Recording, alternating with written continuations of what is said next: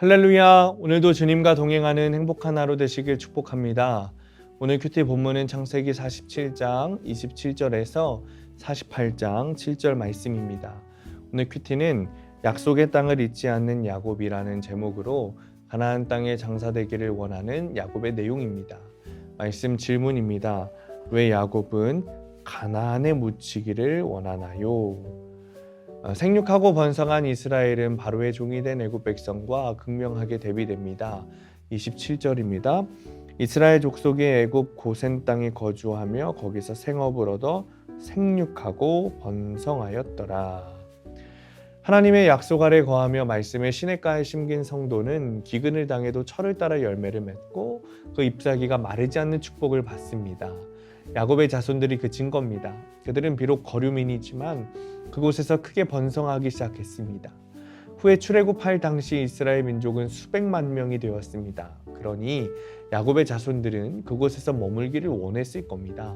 생업도 얻었으니 거기서 머물며 살기를 원했을 겁니다. 그런데 야곱은 달랐습니다. 야곱은 자신의 자손들이 애굽에서 성공하는 모습을 보았습니다. 얼마나 기뻤을까요? 정말 행복했을 것 같습니다. 그런데 죽을 날이 다가오자 요셉에게 이렇게 말하는 겁니다. 30절입니다. 내가 조상들과 함께 눕거든 너는 나를 애굽에서 메어다가 조상의 묘지에 장사하라. 요셉이 이르되 내가 아버지의 말씀대로 행하리이다. 야곱은 자손들이 아무리 애굽에서 성공했어도 자신의 뼈는 가나안에 묻히기를 원했습니다. 나그네로 험악한 세월을 보낸 야곱은 더는 세상 부귀 영화의 마음을 빼앗기지 않는 것입니다. 애굽에는 자녀도 많고 가축도 많고 금은 보화도 많았을 겁니다. 야곱이 가진 소유가 어마어마했을 겁니다. 그러나 그는 아무것도 없는 정말 기근을 찌들어 힘들 때에 떠났던 그 가나안 땅으로 돌아가고자 합니다. 그 이유는 야곱은 눈앞의 이익보다 주님의 약속이 먼저라는 사실을 알았기 때문입니다. 이런 야곱의 모습은 요셉의 두 아들을 축복할 때도 보입니다. 요셉은 아버지의 병환 소식을 듣고 두 아들을 데리고 아버지를 찾아갑니다. 그리고 야곱에게 축복을 청합니다. 그러자 야곱은 다른 이야기를 하지 않고 자신을 베델에서 만나 주셨던 하나님에 대한 이야기를 합니다.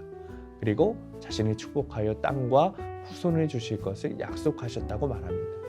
야곱의 마음에는 하나님의 약속으로 가득 차 있었습니다. 그러니까 자신의 옛 이야기가 아니라 오직 주님의 이야기, 하나님의 이야기만 하는 거죠. 자신이 요셉의 아들들을 축복할 수 있는 근거가 하나님의 약속에 있다고 증언하는 것입니다. 적용 질문입니다.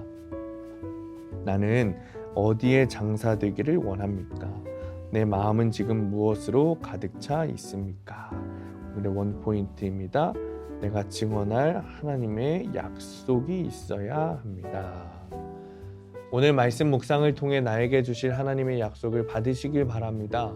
내 입술에서 증언할 수 있는 하나님의 약속이 있어야 합니다. 내 안에 하나님의 약속이 가득 차 있어야 합니다. 내가 그리스도인으로 말하는 증거가 하나님의 약속이 되어야 합니다. 오늘도 주님께서 나에게 하신 약속을 내 마음에 가득 담고 언제나 주님의 약속을 증언하는 하루 되시기를 축복합니다. 기도하겠습니다. 주님, 나에게 증언할 하나님의 약속이 있기를 원합니다.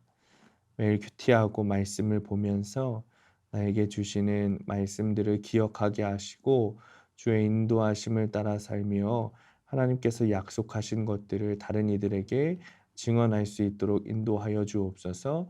그것을 통하여서 약재료로 쓰이게 하시고 오직 주님의 복음이 다른 사람들에게 전해지는 복된 삶이 되게 하여 주옵소서.